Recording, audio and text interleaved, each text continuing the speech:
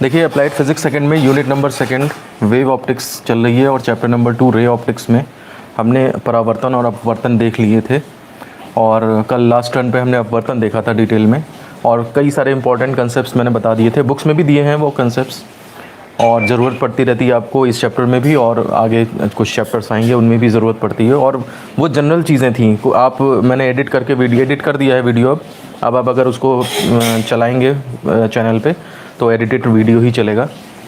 तो अब आज जो है हमारे पास नेक्स्ट टॉपिक आ रहे हैं, लेंस से रिलेटेड कुछ कंसेप्ट्स हैं। तो देखिए लेंस जो है वो उसका इम्पॉर्टेंट कंसेप्ट्स हमें देखने हैं जो कि हमारे पास शॉर्ट में है। हमारे पास जो मेन सिलेबस है मैं आपको बता देता हूँ। एक तो रेखीय आवर्धन है, ठीक है ना, लेंस से रेखीय आवर्धन। अब लेंस क्या होता है, कैसे काम करता है, कैसे उसमें कंसेप्ट्स होते हैं, वो सब कुछ नहीं है। क्या उसका फोकस होता है, क्या उसकी फोकल लेंथ होती है, प्रतिबिंब कैसे बनता है, कहाँ बनता है, कुछ मतलब नहीं है। सीधे उन्होंने उठा करके रेखीय आवर्धन डाल दिया है। और एक कंसेप्ट है लेंस की क्षमता, ठीक है ना, पावर ऑफ लेंस। तो इनको समझने के लिए जो बच्चे 10th क्लास करके आए हैं उन्हें लेंस के कुछ कंसेप्ट्स की ज़रूरत पड़ती है, इसलिए बुक्स में भी दिए रहते हैं लेंस के कंसेप्ट्स और इमेज फॉर्मेशन किस तरह से होती है, क्योंकि 10th में इतना डिटेल में नहीं होता है। तो ये जो इंट्रोडक्शन वाला पार्ट है, मतलब इंपॉर्टेंट कंसेप्ट्स वाला पार्ट है, ये 12th वालों के लिए तो एज अ रिवीजन है, और 10th वालों के लिए जो है वो एक मतलब अपना ढंग से पढ़ें। हालांकि 10th वालों के लिए थोड़ा सा ये शॉर्ट में पढ़ाऊँगा मैं, 12th वालों के लिए भी मतलब उनके लिए रिवीजन है, लेकिन 10th वाले बच्चों को हो सकता है अंदर समझ में ना आए डिटेल में, क्योंकि उतना डिटेल में नहीं जाएंगे हम इसमें, एक इन्फॉर्मेशन आपको देते चले जाएंगे हम इसके बारे में, ठीक है। चलिए तो सबसे पहले हम आते हैं लेंस की डेफिनेशन क्या है, लेंस की परिभाषा क्या है। तो देखिए एक ऐसा, जैसे आप इतना तो जानते ही होंगे कि इस तरह का लेंस, इसको उत्तल लेंस बोलते हैं, ठीक है ना। ये तो जिसने फिज़िक्स नहीं भी पढ़ी है वो भी थोड़ा थोड़ा कभी कभी देखा होगा आपने। और ये आपका अवतल लेंस होता है, ठीक है ना। लेंस की जो डेफिनेशन ये है कि एक ऐसा मीडियम है ट्रांसपेरेंट जिसकी बाउंड्रीज में से कम एक जो है वो गोलीय होनी चाहिए। समझ रहे हैं आप बात को? मतलब कहने का ये है कि अगर एक प्लेन हो जाए और एक गोलीय हो जाए, स्फेरिकल हो जाए, एक प्लेन और एक स्फेरिकल, तो भी हम उसे जो है वो लेंस की कैटेगरी में डालेंगे, ठीक है ना। तो हम इसकी डेफिनेशन ऐसे लिख सकते हैं कि लेंस एक ऐसा पारदर्शी माध्यम है, ठीक है ना, माध्यम है जिसकी कम से कम एक सतह, जैसे यहाँ पे दोनों ही हैं और यहाँ पे कम से कम एक ही है, जिसकी कम से कम एक सतह गोलीय होती है, ठीक है ना। तो ये सिंपल सी डेफिनेशन है, कम से कम एक सतह इसकी जो है वो अगर गोलीय है। अब गोलीय में भी आप देखिए केसेस हो सकते हैं आपके पास। गोलीय जो है वो आपका उत्तल भी हो सकता है, उत्तल मतलब उभरा हुआ, है ना, उत्तल का मतलब उभरा हुआ। और अवतल भी हो सकती है, जैसे मान लिया सपोज करिए इसको कहेंगे हम क्या, गड्ढा, ठीक है ना, गड्ढा या गहरा या कुछ भी कह लीजिए। तो अवतल वर्ड का मीनिंग होता है गड्ढा और उत्तल का मतलब होता है उभरा हुआ। तो गोलीय में दोनों हो सकते हैं, ठीक है ना। ये मतलब एक ही गोले को, जैसे ये गोला है, इसी को आप बाहर से देख लो तो उत्तल है और अंदर से देख लो तो वही चीज़ आपको अवतल नज़र आएगी। तो है दोनों गोलीय, तो ये गोलीय सरफेसेस हो सकती हैं। साथ ही साथ मैं थोड़ा सा एक चीज़ और बता दूं कि ज़रूरी नहीं है कि गोलीय हो, गोलीय के साथ साथ मैं बता दूं आपको कि गोलीय के साथ साथ सिलेंड्रिकल भी हो सकता है, सिलेंड्रिकल लेंस भी मिलते हैं, ठीक है ना। सिलेंड्रिकल मतलब बेलनाकार, और साथ साथ गोलीय ना हो, सिलेंड्रिकल ना हो तो परवलयाकार, यानी कि पैराबोलिक, ठीक है ना। इस तरह के भी लेंस जो हैं वो अवेलेबल होते हैं, इस तरह की भी सरफेसेस हो सकती हैं। तो गोलीय तो केवल हम लोग गोलीय पढ़ेंगे इनके बारे में, बाकी अगर डेली लाइफ में देखें तो इस तरह के भी लेंसेज मिलते हैं। इस तरह के लेंस मिलने का मैं बता देता हूँ आपको। सिलेंड्रिकल लेंस, जिन लोगों के चश्मे में एक्सिस भी होती है, मतलब एक तो चश्मा बनता है दूर का, एक चश्मा बनता है पास का, ठीक है ना। दूर का जिसका बन गया उसको दूर दृष्टि दोष हो गया, या पास का बन गया तो पास निकट दृष्टि दोष, या जो भी हो गया। एक होता है एस्टिग्मेटिज्म बीमारी होती है, एस्टिग्मेटिज्म में ये होता है कि हॉरिजॉन्टल लाइनें या वर्टिकल लाइनें जो हैं वो क्लियर नहीं दिखती हैं किसी को, तो उस केस में जो है वो आपका जो चश्मा होता है उसमें सिलेंड्रिकल लेंस यूज़ होता है और उसकी अपनी एक्सिस होती है, जैसे 90 डिग्री पे सिलेंड्रिकल है या 60 डिग्री पे सिलेंड्रिकल है। किसी के जो चश्मा यूज़ करता हो वो जानता होगा इसको, सब में नहीं होता है, किसी किसी में होता है। तो ऐसे लेंस थोड़े और महंगे पड़ते हैं, जा कर के उनको जो चश्मा बनाना है थोड़ा सा और महंगा पड़ता है। तो ये चीज़, ये आपका लेंस की डेफिनेशन हो गई है। उसकी कम से कम एक सरफेस गोलीय होनी चाहिए। गोलीय के साथ साथ डेली लाइफ में सिलेंड्रिकल और पैराबोलिकल भी मिलती हैं, और सिलेंड्रिकल को चश्मों में यूज़ भी किया जाता है, मतलब हम लोग डेली लाइफ में देखते भी हैं इसको। देखिए अब हम आते हैं लेंस के प्रकार पे। लेंस जो हैं टाइप्स कितने होते हैं? 2 टाइप होते हैं बेसिकली। पहला टाइप होता है उत्तल लेंस, ठीक है, कॉन्वेक्स लेंस, कॉन्वेक्स। और दूसरा टाइप होता है अवतल लेंस, यानी कि इसको इंग्लिश में कहेंगे कॉनकेव। अब ऐसा है, कॉन्वेक्स नाम सुनते ही सब लोग सोचते हैं कि इस तरह का हो गया, या कॉनकेव नाम सुनते ही ये सोचते हैं इस तरह का हो गया, लेकिन ऐसा नहीं है। कुछ और भी वैरायटीज़ हैं जिनको कि कॉन्वेक्स और कॉनकेव लेंस बोला जा सकता है। तो उसी चीज़ को थोड़ा सा हम एलेबोरेट करने जा रहे हैं। पहचान का तरीका ये है कि ये जो हैं इनकी मोटाइयाँ इनसे पता लगता है। देखिए कॉन्वेक्स लेंस बीच में मोटा होगा और किनारों पे पतला होगा, ठीक है ना, चौड़ाई से पता लगता है। कॉनकेव लेंस बीच में पतला होगा और किनारों पर चौड़ा होगा। तो इसकी पहचान का तरीका आप यही लिखेंगे यहाँ पे, बीच में मोटा होता है और किनारों पे पतला होता है, ठीक है। इसकी पहचान लिखेंगे आप, बीच में पतला होता है और किनारों पर मोटा होता है। ये इनकी जो है वो खासियत हो गई। अब इनके अंदर भी 3 कैटेगरीज़ हैं मेनली। तो वो कैटेगरीज़ कौन कौन सी हैं आप देखिए। पहली कैटेगरी तो यही है जिसको मैंने अभी मिटा दिया, कि ऐसा लेंस जिसकी दोनों सरफेसेस कॉन्वेक्स हों, ठीक है ना। दूसरी कैटेगरी ये है, इसको कहेंगे हम उभयोत्तल। उभय मतलब दोनों, और उत्तल हैं मतलब डबल कॉन्वेक्स, डबल कॉन्वेक्स। दोनों सरफेसेस जो हैं वो इसकी कॉन्वेक्स हैं, ठीक है ना। अब इसमें से एक सरफेस अगर प्लेन कर दें और दूसरी कॉन्वेक्स रखें तो इसे कहते हैं प्लेनो कॉन्वेक्स,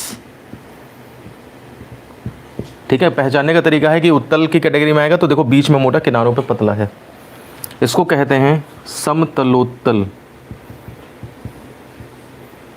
ठीक है ना। लेंस लगा देंगे वर्ड हम अपने आप, तो ये समतलोत्तल हो जाता है, ठीक है ना।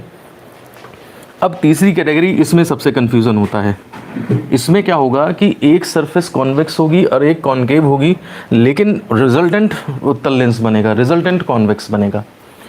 इसको कहते हैं अवतलोत्तल, ठीक है ना, यानी कि कॉनकेवो कॉन्वेक्स।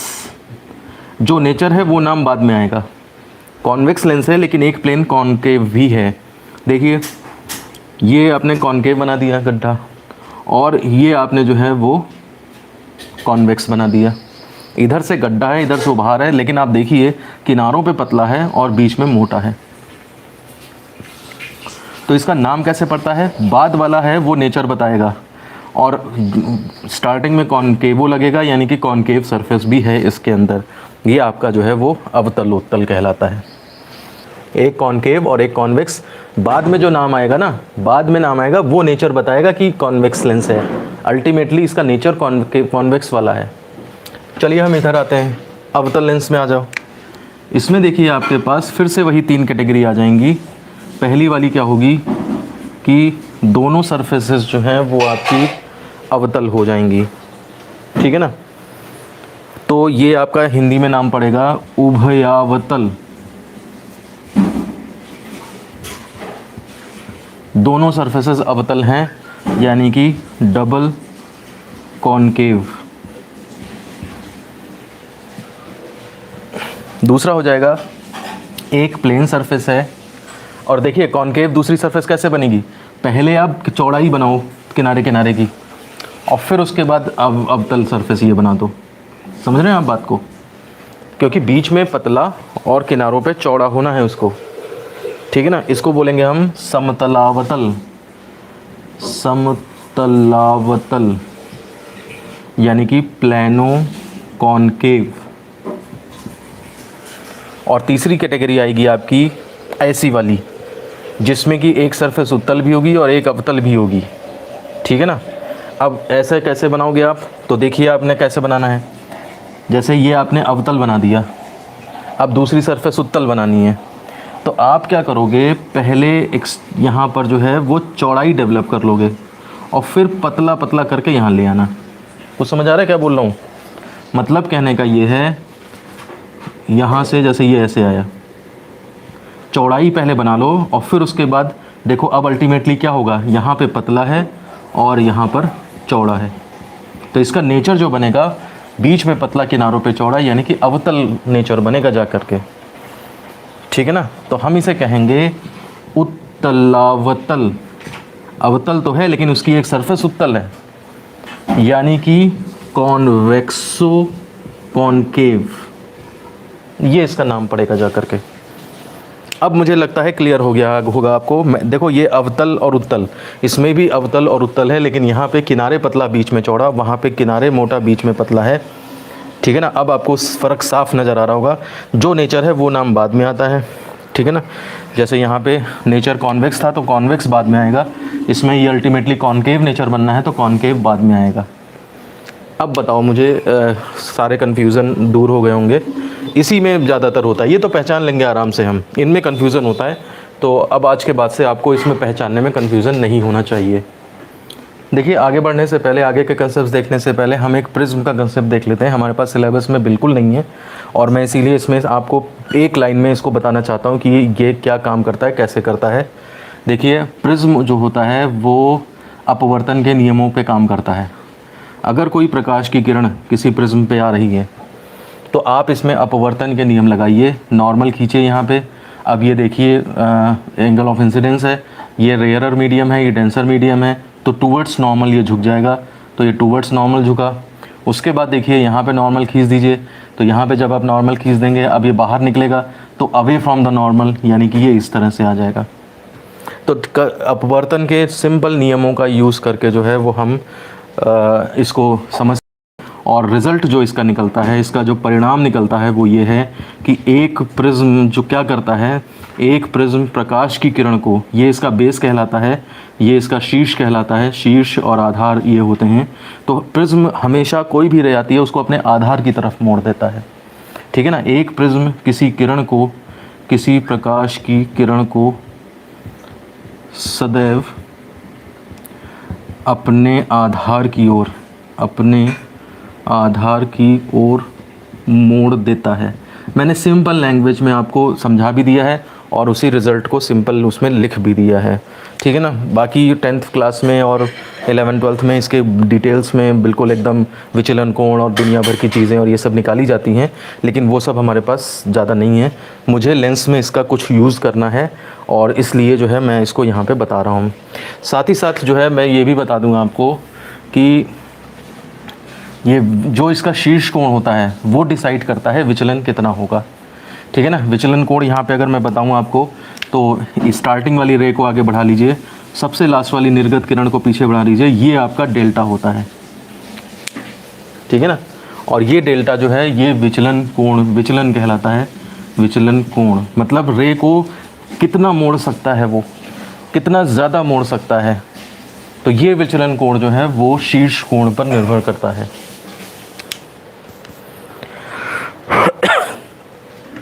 रूल लिख देता हूँ मैं, शीर्ष कोण अगर ज़्यादा है, ठीक है ना, तो विचलन भी ज़्यादा होता है।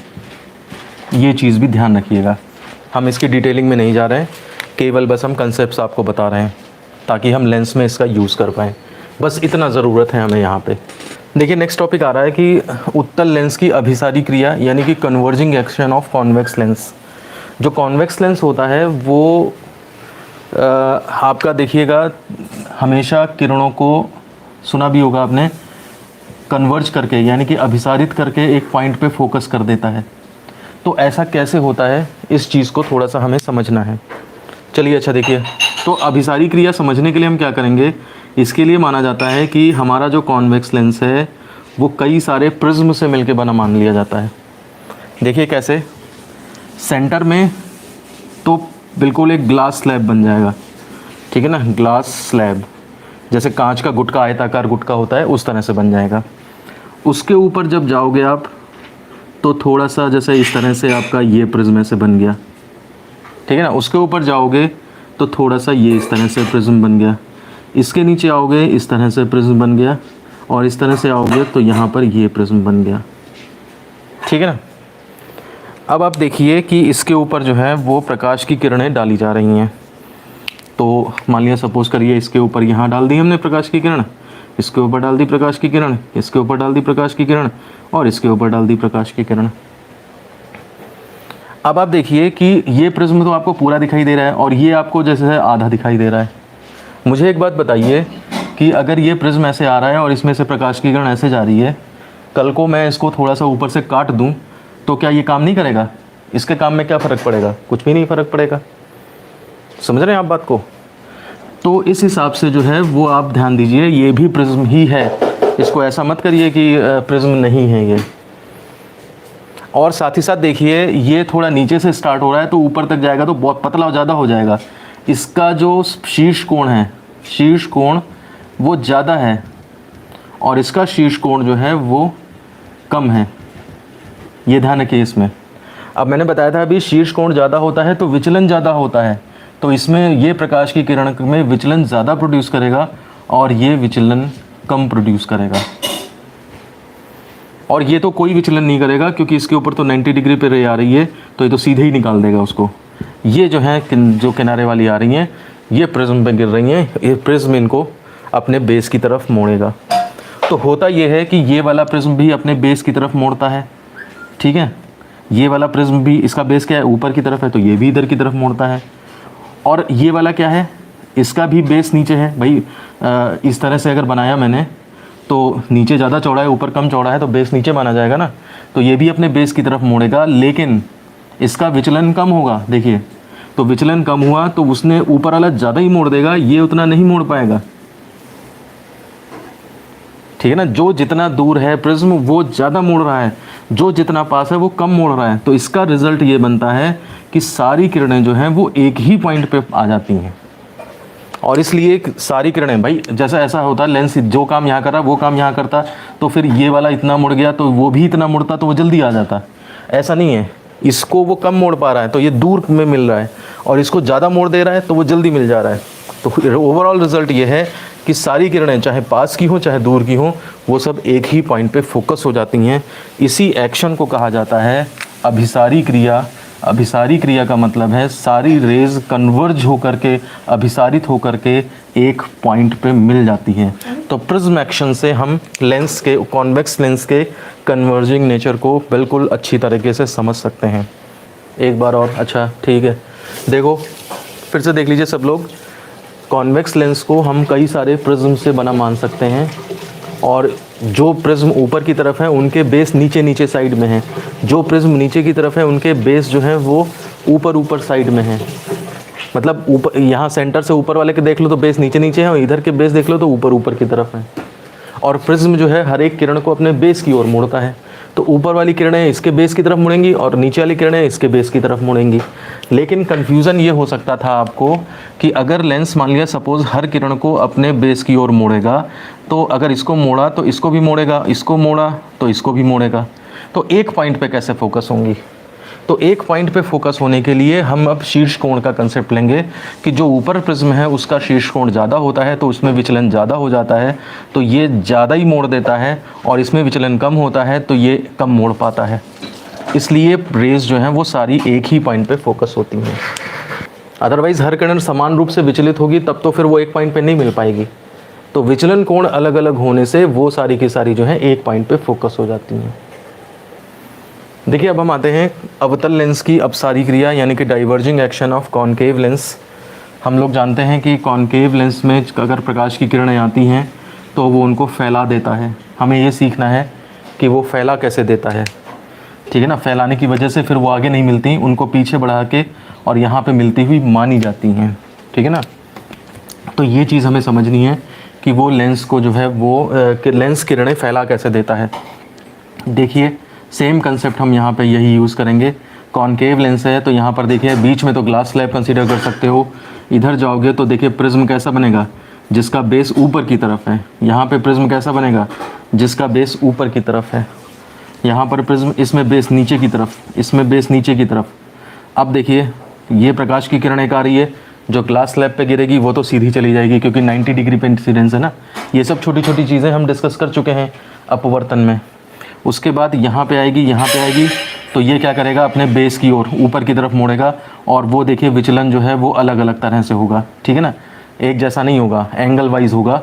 यहाँ पर भी जैसे इस पे आई और इस पे आई तो ये जो है एंगल वाइज जो है वो अलग अलग इस तरह से ये मुड़ जाएंगी।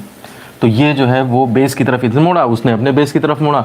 तो ये बेस जिस तरफ है उसी का कमाल है कि इसके अंदर जो है उसके अंदर कन्वर्जिंग एक्शन आ जाता है और इसके अंदर डाइवर्जिंग एक्शन आ जाता है। अब ये बात की बात है कि इसको जब हम आगे तो मिलेंगी नहीं, तो जब पीछे बढ़ाते हैं तो ये एक पॉइंट पे मिलती हैं, ठीक है ना। ये पॉइंट इसको बाद में हम डिस्कस करेंगे कि क्या बोलते हैं, इसका नाम क्या होता है, इसकी क्या खासियत होती है, वो सब चीज़ें बात की हैं। और इस तरह के डायग्राम को बनाने के लिए मैं आपको पहले ही ट्रिक बता देता हूँ एक, आप उस ट्रिक का हमेशा फॉलो करें कि जब भी कभी आपको ऐसा डायग्राम बनाना हो तो आप जो है वो यहाँ से जैसे ये रे ले आए, ये रे ले आए, ठीक है ना, और ये रे ले आए। आप क्या करेंगे, सबसे पहले ये पॉइंट ही लोकेट कर लीजिए कहाँ पे है, और इस पॉइंट को लोकेट करने के बाद तब स्केल रखिए और स्केल यहाँ से रख के डॉट डॉट डॉट डॉट और सीधी लाइन खींच दीजिए। फिर स्केल यहाँ से यहाँ रखिए और डॉट डॉट डॉट डॉट सीधी लाइन खींच दीजिए। स्केल यहाँ रखिए, यहाँ से यहाँ डॉट डॉट डॉट डॉट सीधी लाइन खींच दीजिए। फिर डॉट डॉट डॉट डॉट सीधी लाइन खींच दीजिए। अगर आपने इसको सोचने की कोशिश करी और फिर मिलाने की कोशिश करी तो हो सकता है वो ना मिले जा करके। तो इसलिए पहले ही वो पॉइंट डिसाइड कर लीजिए और फिर स्केल रख के वो मिलाइए। कहने को कहा जाएगा कि ये रेज़ आई थी और ये रेज़ आई और ये डाइवर्ज हुई, जब हमने पीछे मिलाया, पीछे बढ़ाया तो यहाँ पर मिलती हुई प्रतीत हुई। मिल नहीं रही है वास्तव में, क्योंकि रेज़ तो वहाँ है, उसकी एग्जिस्टेंस वहाँ है और लगेगा ऐसा है कि वो यहाँ से आ रही थी। कंप्लीट कर लीजिए, मुझे बताइए। और ये तरीका हमेशा ध्यान रखिए कि जहाँ पर रेज़ वास्तव में नहीं मिलती हैं और पीछे बढ़ा के मिलाई जाती हैं तो पहले पीछे के पॉइंट को लोकेट कर लिया जाता है। डायग्राम बनाने के लिए मैं बता रहा हूँ ट्रिक। तो पीछे के पॉइंट को लोकेट कर लीजिए, उसके बाद जब रेज़ आप खींचेंगे तो वो बिल्कुल फर्स्ट क्लास डायग्राम बनेगा, कोई उसमें मिटाने की, रबड़ वगैरह लगाने की ज़रूरत नहीं पड़ेगी। देखिए नेक्स्ट टॉपिक देखते हैं हम। थोड़ा सा एक कुछ बातें देख लेते हैं जिनके बारे में जनरली आपको सोचा जाता है, इमेजिन किया जाता है, बच्चों को बहुत अच्छा पता है, लेकिन असल में हम लोगों को नहीं पता होता है, जिस वजह से वो चीज़ें बाद में प्रॉब्लम करती हैं। एक चीज़ होती है वक्रता, कर्वेचर। आप देखिए, अगर मैं आपसे कहूँ कि एक सरफेस इस तरीके की है, इस तरह से, और एक सरफेस इस तरह की है, तो दोनों ही प्लेन तो नहीं है। कोई भी सरफेस जो प्लेन नहीं होगी वो वक्र होगी। और वक्रता क्या होती है, कितना ज़्यादा कर्वनेस है उसमें। तो यहाँ पर आप देखिए वक्रता कम होती है और यहाँ पर देखिए वक्रता जो है वो ज़्यादा होती है। आप देखिए कर्वनेस कम है। आप देखिए यहाँ पे, और अगर मैं फ्लैट बना दूँ तो यहाँ पे वक्रता जो है वो और कम हो जाएगी, कर्वेचर जो है वो और कम हो जाएगा। ये ज़्यादातर जैसे पानी नहीं, ट्यूब में पानी भरते हैं, कांच के ट्यूब, ब्यूरेट में या कहीं पे आपने पानी भरा होगा लैब वगैरह में, केमिस्ट्री में, तो देखा होगा जैसे ही इस तरह से पानी रुकता है। तो ये क्या, इसको क्या कहते हैं, मेनिस्कस कहते हैं, इसको मेनिस्कस कहते हैं। ये इसका लोअर मेनिस्कस हो गया। तो पानी के केस में लोअर मेनिस्कस की डिस्टेंस नापी जाती है, और अगर मरकरी है तो उसमें अपर मेनिस्कस की डिस्टेंस नापी जाती है। और वक्रता का यूज़ आपने वहाँ भी देखा होगा फर्स्ट सेमेस्टर में, जब कैपिलरी एक्शन आता है, केशिकात्व आता है, और उसमें पूछा जाता है कि अपर्याप्त लंबाई की केश नली में क्या फव्वारा निकलने लगेगा, तो उसमें आंसर दिया जाता है कि नहीं, पानी चढ़ कर के ऊपर आएगा और अपनी वक्रता को कम करने लगेगा, वो समतल होता चला जाएगा, और इतना कि वो H/R के प्रोडक्ट को कांस्टेंट कर ले। खैर, अगर आपको नहीं ध्यान है तो कोई बात नहीं, इसको आप छोड़ दीजिए, मैं इस पे फोकस नहीं कर रहा। मैं आपको केवल इतना बताना चाह रहा हूँ कि वक्रता क्या होती है। अब देखिए नोट नंबर 2 पे आते हैं। नोट नंबर 2 है वक्रता त्रिज्या। Radius of curvature. वक्रता त्रिज्या क्या होती है कि जो वक्र पृष्ठ है आपका, ये जैसे है, वो वक्र पृष्ठ जिस गोले से काट के बना है, जिस गोले से काट कर बनाया गया है, मतलब किसी गोले का हिस्सा रहा होगा, ये बनाया गया है, उसकी त्रिज्या को वक्रता त्रिज्या कहते हैं और इसे कैपिटल आर से रिप्रेजेंट करते हैं। आप ध्यान दीजिए, वक्रता त्रिज्या का मतलब ये नहीं है कि आपने यहाँ से ये स्मॉल आर या कैपिटल आर ये नाप लिया, गलत, कभी भी ऐसा मत सोचिए। वक्रता त्रिज्या का मतलब है कि आप इस गोले को कंप्लीट करिए, ठीक है ना, इस गोले को कंप्लीट करिए, आप यहाँ पे इस गोले को कंप्लीट करिए, आप यहाँ पे इस गोले को कंप्लीट करिए, नहीं बन सकता वो इस बोर्ड पे, और फिर उसकी रेडियस देखिए, वो सेंटर हवा में कहीं सेंटर होगा, ठीक है ना, इसका सेंटर हवा में होगा, और फिर उसकी रेडियस देखिए कितनी है उस गोले की, वो रेडियस ऑफ कर्वेचर होगी। मुझे ज़रा अंदाज़ा लगा के बताइए कि वक्रता ज़्यादा है तो रेडियस ऑफ कर्वेचर उसमें क्या होगा, उतना ही कम होगा। वक्रता कम होगी तो गोला बड़ा बनेगा, रेडियस ऑफ कर्वेचर थोड़ा ज़्यादा हो जाएगा। वक्रता बहुत कम है यानी कि गोला बहुत बड़ा बनेगा, यानी कि इस रेडियस ऑफ कर्वेचर इतनी ज़्यादा हो जाएगी।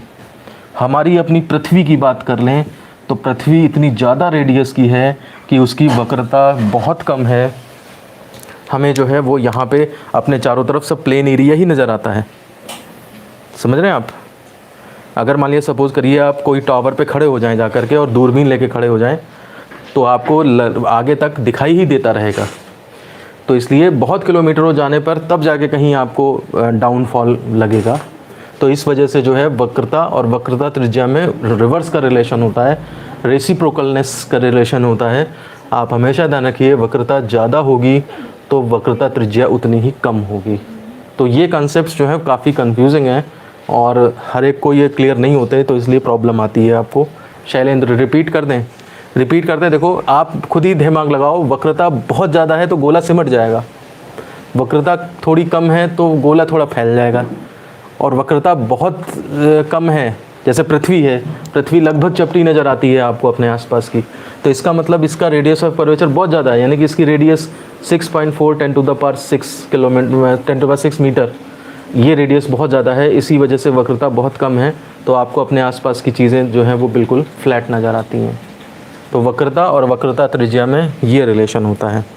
देखिए मैं क्वेश्चन पूछ रहा हूँ, आप ज़रा दिमाग लगा के बताइए। एक मेरे पास प्लेन सरफेस है, समतल पृष्ठ है, इसका मुझे चाहिए इसका मुझे कर्वेचर भी चाहिए, यानी कि वक्रता कितनी है और रेडियस ऑफ कर्वेचर कितनी है, ये दोनों चीज़ें ज़रा बताइए मुझे। एक समतल पृष्ठ है, प्लेन सरफेस है, तो इसका कर्वेचर कितना होगा और रेडियस ऑफ कर्वेचर कितना होगा। सचिन यादव और केतन धीमान, इनफाइनाइट होगी, बिल्कुल सही बात है। मैंने बताया था ना, वक्रता जितनी कम होती है रेडियस ऑफ कर्वेचर उतना ही ज़्यादा होता है। और वक्रता जो है वो, अब देखिए वक्रता 0 है, मतलब कहने का ये है, अगर हम कहें ये किस गोले को काट के बनाया गया है, तो ये इसका गोला जो है वो गोला कवर ही नहीं हो पाएगा, मतलब समझ रहे बात। गोला तो तब बनेगा जब वो उठे। तो आप ये मान के चलेंगे कि ये समतल पृष्ठ उस गोले का पार्ट है जिस गोले की त्रिज्या इनफाइनाइट है। तो आप ध्यान दीजिए, समतल पृष्ठ की वक्रता त्रिज्या इनफाइनाइट होती है, बहुत इंपॉर्टेंट कंसेप्ट है, और ये जगह जगह पे जब यूज़ होता है तो फिर वहाँ पे प्रॉब्लम आती है कि कैसे हो जाएगा, क्यों हो जाएगा, ये है वो है, समझ रहे हैं। ऐसे ही अगर मेरे पास अगर एक पॉइंट है, ऐसे बिंदु है अगर मेरे पास, तो इस बिंदु में इसका उल्टा होगा, वक्रता इनफाइनाइट हो जाएगी और वक्रता त्रिज्या जो है, रेडियस जो है वो, रेडियस कर्वेचर वो आपकी 0 हो जाएगी। तो रेडियस ऑफ कर्वेचर 0 जो आप लोग बोल रहे थे ना, रेडियस ऑफ कर्वेचर 0 का मतलब हो गया बहुत ही जरा सी रेडियस, यानी कि जरा से में सिमट गया, तो सरफेस तो इसमें बनेगी ही नहीं जा करके। तो अब आपको उम्मीद है समझ में आ गया होगा कि रेडियस और रेडियस ऑफ कर्वेचर ये दोनों के क्या मतलब हैं और कैसे कैसे वो एक दूसरे से रिलेट करते हैं, ठीक है ना। समतल पृष्ठ का कभी कभी काम आ जाता है, जैसे मान लिया सपोज करिए प्लानो कॉन्वेक्स लेंस है या प्लानो कॉनकेव लेंस है, तो इनमें एक सरफेस प्लेन होती है आपने अगर जो बच्चे 12th करके आए हैं तो उन्होंने वो लेंस मेकर फार्मूला वगैरह पढ़े होंगे, जिसमें 1/R1 माइनस 1/R2 इस तरह से लास्ट में आता है, याद है? 12th क्लास में 1/F equal to mu minus 1/R1 minus 1/R2, और एक सरफेस कर्व्ड है मान लिया और एक सरफेस प्लेन है, तो यहाँ पे इनफाइनाइट पुट कर दिया जाएगा। तो ये चीज़ न्यूमेरिकल्स में और इधर उधर वो सब काम आती है। ये देखिए नेक्स्ट टॉपिक पे आ रहे हैं हम, सम डेफिनेशंस अबाउट लेंस, लेंस से संबंधित कुछ परिभाषाएं। और पहली ही डेफिनेशन है मुख्य अक्ष, प्रिंसिपल एक्सिस। तो देखिए प्रिंसिपल एक्सिस कैसे डिफाइन किया जाता है, हम लैंग्वेज नहीं लिखेंगे, हम केवल डायग्राम से समझ लेंगे। जैसे मान लिया सपोज ये कॉन्वेक्स लेंस है, कॉन्वेक्स लेंस में ये सरफेस नंबर 1 हो गई ये वाली, और ये सरफेस नंबर 2 हो गई, ठीक। आपने क्या करना है, सरफेस नंबर 1 का सेंटर ऑफ कर्वेचर ढूंढना है। तो सेंटर ऑफ कर्वेचर, अच्छा ये भी चीज़ मैं थोड़ा सा बताना भूल गया वहाँ पे। जैसे मान लिया कोई कर्व सरफेस है और आपने इसका गोला कंप्लीट किया, उसका सेंटर ढूंढ लिया, तो ये सेंटर ऑफ कर्वेचर होगा, और वहाँ से इसको मिला दो तो ये रेडियस ऑफ कर्वेचर होगी। उसको कहते हैं हिंदी में, सेंटर ऑफ कर्वेचर को कहते हैं हिंदी में वक्रता केंद्र, ठीक है ना, वक्रता केंद्र कहेंगे, और ये वक्रता त्रिज्या हो जाएगी। तो इसका सेंटर आपने ढूंढ लिया, तो ये सपोज C1 हो गया। अब दूसरी वाली सरफेस का वक्रता केंद्र ढूंढो, तो क्या करोगे, इस दूसरी वाली सरफेस से जो है आप गोला बनाओ, और उस गोले का सेंटर जो होगा वो आपका C2 होगा जाकर के, ठीक है।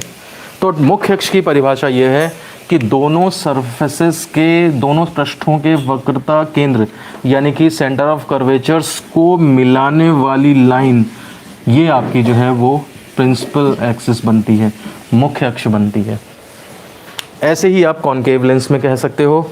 कॉनकेव लेंस में क्या होगा, बस जैसे ये कॉनकेव लेंस है, इसमें सरफेस 1, 2, 1 का गोला इधर ही कंप्लीट हो जाएगा, 2 का गोला इधर कंप्लीट हो जाएगा, इसका सेंटर कर्वेचर C1 इधर आ जाएगा, इसका C2 इधर आ जाएगा, और इनको मिलाने वाली लाइन ये भी आपकी कॉनकेव लेंस की जो है वो प्रिंसिपल एक्सिस बन जाएगी।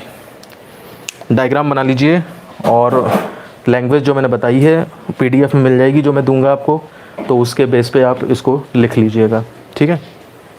एक बार और ठीक रिपीट कर दें, ठीक है। देखिए मुख्य अक्ष क्या होता है, जो लेंस की दोनों सरफेसेस हैं उनके वक्रता केंद्र ढूंढिए। तो वक्रता केंद्र ढूंढने के लिए हम क्या करेंगे, इसका गोला कब पहली सरफेस का गोला कंप्लीट किया तो इधर की तरफ होगा, वो आपको पता लग जाएगा ना, कर्व से पता लग जाएगा कि ये इधर कंप्लीट होगा, और दूसरी सरफेस ऐसी है तो इसके उससे पता लग जाएगा कि ये ऐसे कंप्लीट होगा। तो इसके गोले को कंप्लीट करके उसका सेंटर ढूंढ लीजिए, तो ये इसका पहले पृष्ठ का सेंटर ऑफ कर्वेचर मिला, दूसरे पृष्ठ का सेंटर ऑफ कर्वेचर आपको इधर मिला, दोनों के सेंटर ऑफ कर्वेचर को ज्वाइन करते हुए लाइन खींच दीजिए, ये मुख्य अक्ष कहलाती है लेंस का। सेम ऐसे यहाँ पे कॉन्वेक्स लेंस, कॉनकेव लेंस है, पहले पृष्ठ का, अब इसमें पहला पृष्ठ इधर है तो ये ऐसे ही कर्व्ड है, तो इधर ही की तरफ गोला आ जाएगा। ये आप हाथ से खुद बना के देखिएगा, इसको प्रैक्टिस करिएगा, तब आपको बिल्कुल पक्के से समझ में आ जाएगा। और राइट साइड में देखिए आप, तो आपको जो है यहाँ पे इधर गोला कंप्लीट होगा, ठीक है ना। तो इनको फिर से ज्वाइन कर देंगे आप। लेंस के दोनों पृष्ठों के वक्रता केंद्रों को मिलाने वाली रेखा लेंस का मुख्य अक्ष कहलाती है। अब आपको बिल्कुल क्लियर हो जाना चाहिए। देखिए पतला लेंस या फिर थिन लेंस, ये क्या होता है, तो देखिए अगर लेंस के पृष्ठों की जो वक्रता त्रिज्या है, जैसे ये है इसकी वक्रता त्रिज्या, इसकी ये है वक्रता त्रिज्या, इसके मुकाबले लेंस की खुद की चौड़ाई, ये थिकनेस जो है लेंस की अगर मोटाई जो है वो वक्रता त्रिज्या के मुकाबले, वक्रता त्रिज्या के मुकाबले या की तुलना में अत्यंत कम हो तो लेंस पतला कहलाता है, ठीक है ना। मतलब रेडियस ऑफ कर्वेचर ज़्यादा होनी चाहिए, जैसे रेडियस ऑफ कर्वेचर आपकी 20 सेंटीमीटर हो गई और लेंस की चौड़ाई जो है 0.5 सेंटीमीटर है, तो आप कहोगे कि हाँ भाई हमारे पास लेंस जो है पतला है। तो पतले लेंस का कंसेप्ट जो है आपके रेडियस ऑफ कर्व प्रिंसिपल अक्ष के उसमें से ही डायग्राम से समझ में आ जाता है। देखिए आज की इस वीडियो के लिए लास्ट डेफिनीशन हम देखने जा रहे हैं, इसके बाद कल देखेंगे हम। आज का लास्ट डेफिनीशन है हमारी प्रकाशिक केंद्र यानी कि ऑप्टिकल सेंटर। इसकी डेफिनीशन को ध्यान से समझने की कोशिश करिए। जैसे मान लिया सपोज करिए, पहले तो मैं आपको पिछले वीडियो का थोड़ा सा पॉइंट रिकॉल करा दूं कि अगर एक ग्लास स्लैब है और ग्लास स्लैब पे प्रकाश की किरण आती है, तो हमने देखा था कि ये दो पृष्ठों से अपवर्तन में टूवर्ड्स नॉर्मल और फिर उसके बाद अवे फ्रॉम द नॉर्मल हो जाती है। और इसमें हमने देखा था कि जो ये आपका कोण होता है, आपतन कोण और निर्गत कोण, ये बराबर होते हैं। और अगर मान लिया सपोज़ करिए आपतित किरण को हम आगे बढ़ा दें तो निर्गत किरण और आपतित किरण की दिशा पैरेलल होती हैं, ये मतलब एक दूसरे के समांतर जो हैं वो चलती हैं। अब हालांकि वो तो नहीं चल रही है, वो तो मुड़ गई रास्ता, लेकिन पुराने के पैरेलल ही रही, ये चीज़ होती है। इसमें जो जितना शिफ्टिंग आ गई है, इस शिफ्टिंग को कहा जाता है पार्श्व विस्थापन। जो बच्चे 11th-12th करके आए होंगे उन्होंने इस पार्श्व विस्थापन का जो है फॉर्मूला भी निकाला होगा। तो ये चीज़ थोड़ा सा ध्यान रखिएगा क्योंकि इसकी ज़रूरत पड़ेगी यहाँ पर। मान लिया सपोज़ करिए हमारे पास एक लेंस है और हमने पढ़ा था कि जब प्रिज्म से मिलके बनाना था तो सेंटर पे क्या इमेजिन किया था, सेंटर पे एक ग्लास स्लैब ही तो इमेजिन करी थी, कांच का गुटका, ग्लास स्लैब, बिल्कुल उसी तरह की ग्लास स्लैब इमेजिन करी थी। अब आप ये देखिए कि अगर इस ग्लास स्लैब पे कोई प्रकाश की किरण आती है, वही कंसेप्ट लगाएंगे हम। अगर कोई प्रकाश की किरण लेंस के सेंटर पॉइंट से पे आती है, इस तरह से मान लीजिए सपोज करिए आती है, तो ये अपवर्तित होगी और अपवर्तित होने के बाद बाहर निकल जाएगी इस तरह से। और अगर आप इसको यहाँ से आगे बढ़ा दें तो देखिए ये चीज़ अगर ये पैरेलल हैं एक दूसरे के, मतलब आपतित किरण ये हो गई दिशा उसकी, और अपवर्तित किरण इसकी दिशा ये हो गई। कंडीशन ये है, समझने की कोशिश करिए, अगर लेंस पर कोई किरण इस प्रकार आपतित हो कि आपतित किरण और अपवर्तित किरण या निर्गत किरण, बल्कि निर्गत किरण हम इसको नाम दें तो ज़्यादा सही रहेगा, क्योंकि ये अपवर्तित तो ये है, ये अपवर्तित है, अपवर्तित किरण, और ये आपकी आपतित किरण है। इंसिडेंट रे, रिफ्रैक्टेड रे, इमर्जेंट रे। तो अगर कोई रे ऑफ लाइट लेंस पर इस प्रकार आपतित हो कि निर्गत किरण और आपतित किरण एक दूसरे के समांतर हों, तो अपवर्तित किरण मुख्य अक्ष को जिस बिंदु पे काटती है वो बिंदु लेंस का प्रकाशिक केंद्र कहलाता है, ऑप्टिकल सेंटर कहलाता है। जरा डायग्राम बनाने की कोशिश करिए। बाकी किसी भी सिचुएशन में ध्यान दीजिए, अगर आप रे को ऐसे डालेंगे तो ये ऐसे जाएगी, यानी कि ये डायरेक्शन ये है और ये डायरेक्शन ये है, ये पैरेलल नहीं है एक दूसरे के, ये एक दूसरे से एंगल बना रही हैं। बाकी किसी भी सिचुएशन में निर्गत किरण और आपतित किरण पैरेलल नहीं होती हैं, लेकिन अगर वो ऐसा कर रही हैं तो वो यानी कि जाहिर सी बात है वो बीच वाले पोर्शन में ही गिर रही होगी। वहीं पर तो ग्लास स्लैब इमेजिन किया है जिसमें कि सिचुएशन बनती है कि इंसिडेंट रे और इमर्जेंट रे पैरेलल हो सकती हैं, तो यानी कि वो इधर ही की तरफ आ रही है। तो आपतित किरण और निर्गत किरण अगर एक दूसरे के समांतर हैं तो अपवर्तित किरण यानी कि ये जो बीच में लेंस के है, इसने मुख्य अक्ष जो पहले पढ़ चुके हैं, मुख्य अक्ष को जिस पॉइंट पे काटा होगा वो पॉइंट प्रकाशिक केंद्र कहलाता है। देखिए एक बार देख भी लीजिए, यदि किसी लेंस पर आपतित किरण व निर्गत किरण परस्पर समांतर हों, देखिए आपतित किरण है, निर्गत किरण है, परस्पर समांतर है, तो अपवर्तित किरण प्रकाशिक अक्ष को जिस बिंदु पर काटती है, अपवर्तित किरण प्रकाशिक अक्ष को जिस बिंदु पर काटती है वह लेंस का प्रकाशिक केंद्र कहलाता है।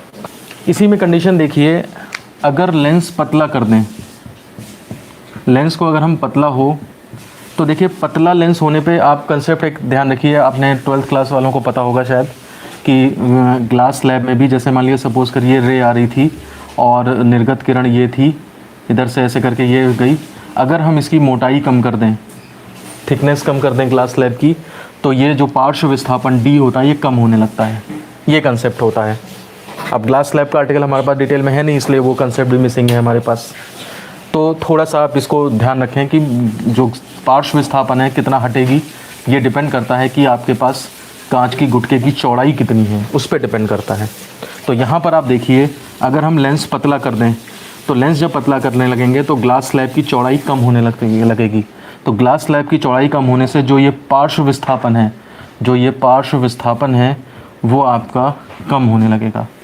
और अगर हम लेंस को बहुत पतला कर दें, यदि बहुत पतला कर दें, तो बहुत पतला करने पर बहुत बारीक कर दें तो पार्श्व विस्थापन जो है आपका 0 तक हो सकता है। पार्श्व विस्थापन जो है वो आपका 0 हो जाएगा। तो इसलिए ज़्यादातर डायग्राम्स में क्या करते हैं हम, जब बहुत पतला लेंस कर लेते हैं तो उस केस में इस डायग्राम को, जैसे नॉर्मली तो हम ऐसे बना रहे थे अभी तक कि लेंस है और फिर उसके बाद ऐसे, फिर मुड़ा, फिर ऐसे निकला, इस तरह बना रहे थे। अब हम पतले लेंस में क्या करेंगे कि ऑप्टिकल सेंटर अगर है तो इससे सीधे ऐसे गुजार देंगे। तो आपको जो भी डायग्राम दिखेगा उसमें ये देखिएगा कि ऑप्टिकल सेंटर से नियम बना दिया जाता है कि ऑप्टिकल सेंटर की ओर आने वाली प्रकाश की किरण बिना विचलित हुए निकल जाती है। तो वो केवल पतले लेंस के लिए होता है। अगर मोटा लेंस है तो थोड़ा बहुत डायरेक्शन थोड़ी बदलेगी उस केस में।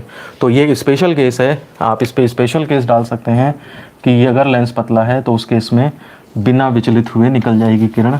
पार्श्व विस्थापन 0, तो बिना विचलित हुए किरण निकल जाती है। और डायग्राम इसका जो है वो ये हो गया। कंप्लीट करिए, बताइए कोई प्रॉब्लम है तो फिर मैं इसकी सेकंड डेफिनेशन बता दूं एक, बस फिर वीडियो ख़त्म कर दूं। देखिए सेकंड डेफिनेशन देखने जा रहे हैं। अगर मेरे पास कोई लेंस है, दूसरी तरह से हम ऑप्टिकल सेंटर को डिफाइन कर रहे हैं। अगर मेरे पास कोई लेंस है और ये उसका मुख्य अक्ष है, तो इतना तो पक्का है कि ऑप्टिकल सेंटर मुख्य अक्ष पर ही कहीं होता है। तो एक्चुअली ऑप्टिकल सेंटर जो होता है वो लेंस की मोटाई, जो ये थिकनेस है t है, ठीक है ना। और प्रकाशिक केंद्र जो है ऑप्टिकल सेंटर लेंस की मोटाई को ये इस हिसाब से होता है कि इसकी मोटाई को डिस्ट्रीब्यूट कर देता है, 2 भागों में बांट देता है। और वो 2 भाग पहले पृष्ठ की वक्रता त्रिज्या और दूसरे पृष्ठ की वक्रता त्रिज्या के रेशियो में होते हैं, ठीक है ना। लेंस की मोटाई को उसकी वक्रता त्रिज्याओं के अनुपात में विभाजित कर देता है। मतलब कहने का ये है कि ओ ये टी थिकनेस 2 पार्ट में बन जाएगी, एक ये और एक ये। और ये दोनों पार्ट का रेशियो वक्रता त्रिज्याएं जो हैं R1, इसकी R1 है और इसकी R2 है, उनके रेशियो में डिवाइड कर देगा। कहने का मतलब है अगर आपके पास एक लेंस ऐसा है जिसमें कि एक सरफेस ज़्यादा फ्लैट है और दूसरी ज़्यादा मतलब कर्व्ड है, ये अब ध्यान दीजिए फ़र्क है इसमें। और अच्छा बना देता हूँ, जैसे एक प्लेन सरफेस ले लो, एक कर्व्ड ले लो, तो ऐसे केस में वक्रता वो ऑप्टिकल सेंटर में नहीं आएगा, ये शिफ्ट हो जाएगा। समझ रहे बात को आप। जैसे एक वक्रता कम है और एक में वक्रता बहुत ज़्यादा है, ऐसा लेंस है, मतलब अनबैलेंस्ड लेंस है, तो ऐसे केस में सेंटर पे ऑप्टिकल सेंटर नहीं होगा, ये इधर उधर शिफ्ट हो जाएगा। तो ये जो ऑप्टिकल सेंटर है वो लेंस की मोटाई को उसकी वक्रता त्रिज्याओं के अनुपात में विभाजित करता है। और बाकायदा इसमें 12th में फॉर्मूले रहते हैं इसके ऊपर रिलेटेड, और उससे पता किया जाता है प्लानो कॉनकेव। ऑप्टिकल सेंटर आप ध्यान दीजिए, ऑप्टिकल सेंटर लेंस से बाहर भी हो सकता है, उसकी बॉडी के अंदर नहीं है। जैसे प्लानो कॉन्वेक्स या कॉन्केवो कॉन्वेक्स, कॉन्वेक्सो कॉन्केव, ये लेंस जो होते हैं जिनमें एक सरफेस उत्तल और एक अवतल होती है, इनमें बाहर तक चला जाता है। तो इसलिए आप उसके ऑप्टिकल सेंटर ये बीच में रहता है, ये कोई वो नहीं है, ये बीच में, बिल्कुल ठीक बीच में वहीं रहता है जहाँ पे दोनों पृष्ठों की वक्रता त्रिज्याएं समान हों। मतलब स्पेशल केस ये है यदि दोनों पृष्ठों की वक्रता त्रिज्याएं सेम हों, ठीक है ना, समान हो अगर वक्रता त्रिज्याएं, तो उस केस में ऑप्टिकल सेंटर ठीक बीच में होगा। प्रकाशिक केंद्र लेंस की मोटाई को समद्विभाजित करता है।